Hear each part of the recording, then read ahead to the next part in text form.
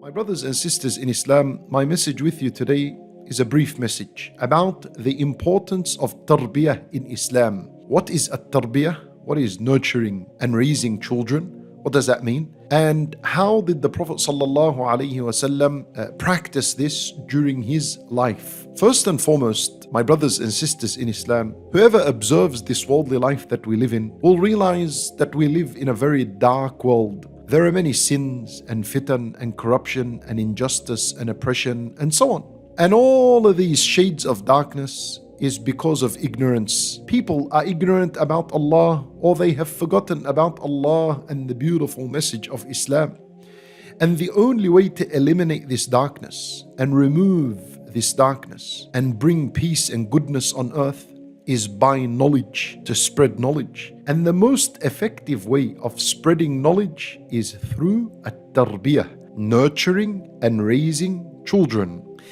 This is the first point, and this is why at-tarbiyah is important. And my brothers and sisters in Islam, the second reason for why it's important is because this is the instruction of every prophet to his nation. And also the Prophet ﷺ would instruct his people to be murabbin, to be people that engage in the practice of tarbiyah. Allah Azza wa Jalla in the Quran, He said, وَلَكِنْ كُونُوا رَبَّانِيِّينَ بِمَا كُنْتُمْ تُعَلِّمُونَ الْكِتَابِ وَبِمَا كُنْتُمْ تَدْرُسُونَ. Every prophet would say to his people, كُونُوا رَبَّانِيِّينَ, be pious, righteous scholars. Be murabbin, look after others and nurture others and teach them the message of Allah. بِمَا كُنْتُمْ تُعَلِّمُونَ الْكِتَابِ, because of what you teach of the scripture. وَبِمَا كُنْتُمْ تَدْرُسُونَ, and because of what you have learned and understood and memorized from the scripture. So, Nabi sallallahu alayhi wasallam is commanding his ummah to be murabbin, to be teachers of good, because of this Quran and what we've learned of it and what we teach of it. And what we learn from this ayah is that when you teach the message of Islam and ayat from the Quran, then this is what tarbiyah is. And every knowledge and every teaching that is far away from the Quran and Islam, this is not tarbiyah. And so this is why it is important for us to take this matter seriously and to be murabbin, because this is what the prophets wanted from their people, and this is what Rasulullah sallallahu alayhi wasallam wanted from us. When Nabi sallallahu alayhi wasallam was the greatest murabbi, he was the greatest teacher. He raised a generation upon La ilaha illallah.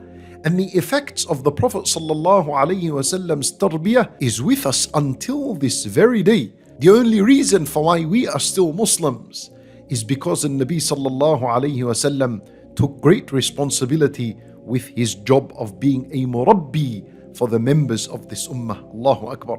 My brothers and sisters in Islam, I want to share with you what is the difference between at-tarbiyah and at-ta'lim. Here, this is often where people become confused.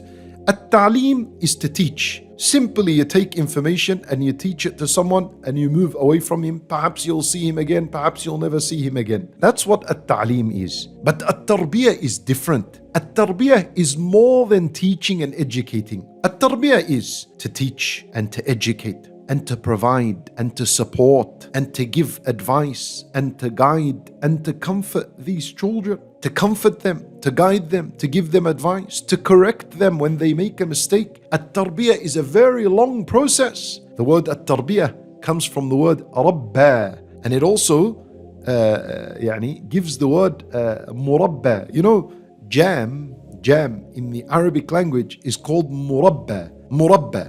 Jam, this is what jam is called in Arabic. It shares the same word as rabba, as tarbiyah.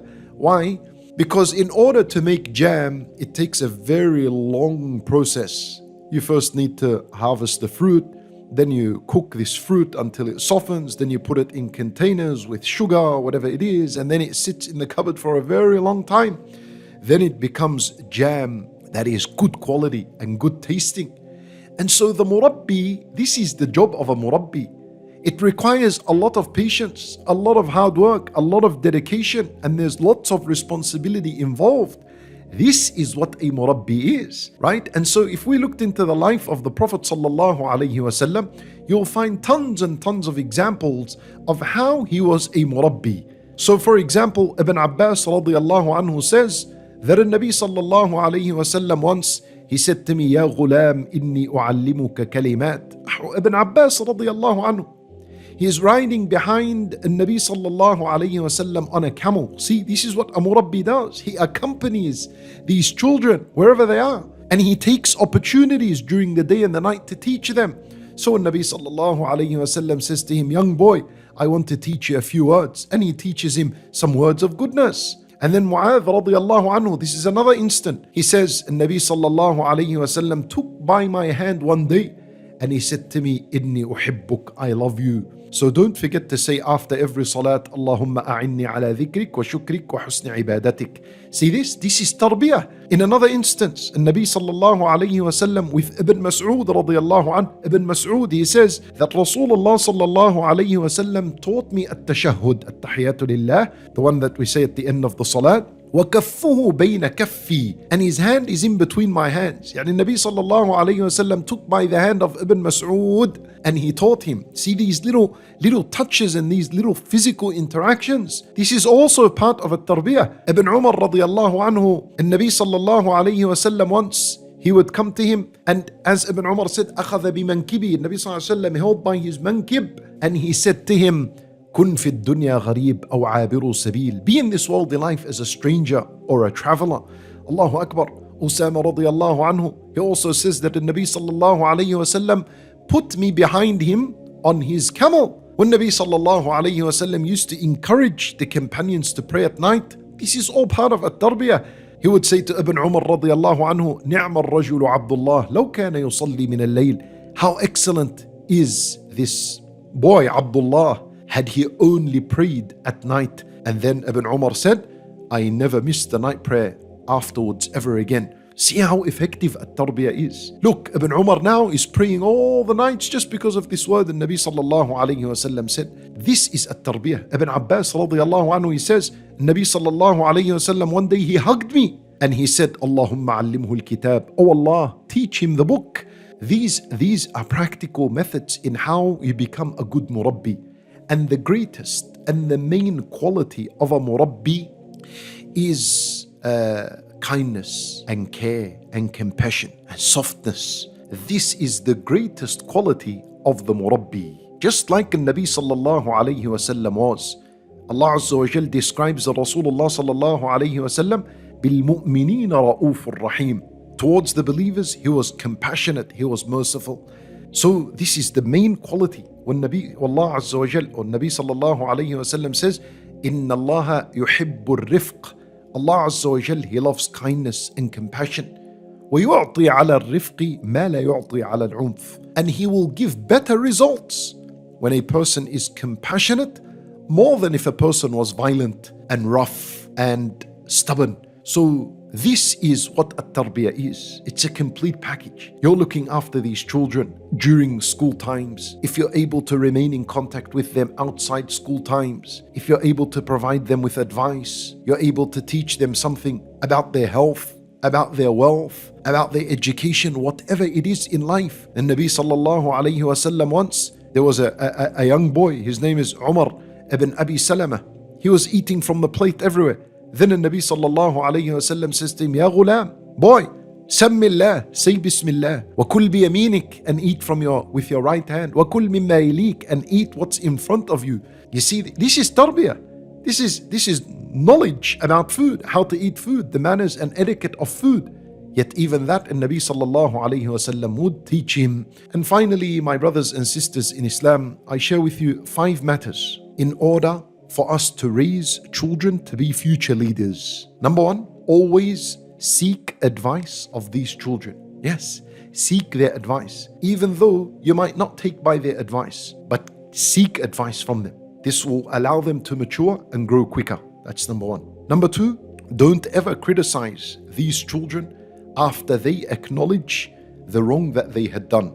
Rather, praise them for acknowledging their wrong and then correct them afterwards. That's what a murabbi is, and that's how we're going to raise a future generation of leaders. Number 3, mention their talents in front of others. Just like the Nabi sallallahu alayhi wasallam did with Salim, Mawla Abi Hudhayfa. He has a beautiful voice in the Quran. So Nabi sallallahu alayhi wasallam would say in a gathering with the companions, Alhamdulillahi alladhi ja'ala fi ummati mithla hadha. He said, all praise belongs to Allah that He made this person from among my ummah. So Nabi sallallahu alayhi wasallam praised this young boy for the talent of having a beautiful voice in the Quran. So praise and mention the talents of these children in front of the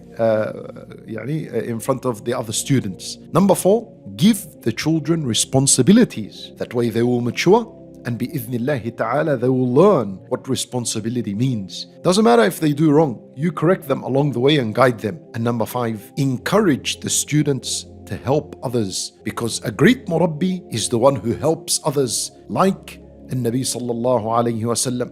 He helped every single person in this ummah. Allahu Akbar. And we are benefiting from his help until this very day. So encourage these children to help others.